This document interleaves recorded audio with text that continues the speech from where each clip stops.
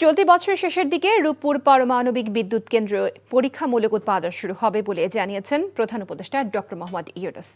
চীনের হাইনান প্রদেশে অনুষ্ঠিত বোয়াও সম্মেলনের সাইডলাইনে রাশিয়ার উপপ্রধানমন্ত্রী অ্যালেক্সি ওভারচুকের সাথে বৈঠকে ডক্টর ইউনুস একথা জানান।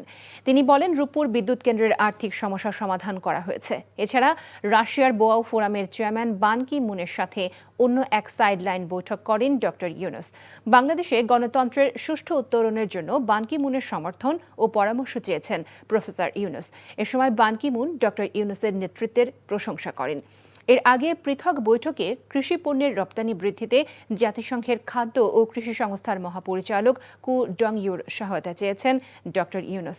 কু ডংইউর সাথে বৈঠকে তিনি এর সহযোগিতা চান। তিনি চান শিগগিরই বাংলাদেশ থেকে আমদানি শুরু করবে চীন। এছাড়া ব্যাংক অব চায়নার সাবেক ডেপুটি গভর্নর সহ বেশ কয়েকটি সাইডলাইন বৈঠক করেন প্রধান উপদেষ্টা। পরে হাইনান থেকে বেইজিংয়ে যান তিনি।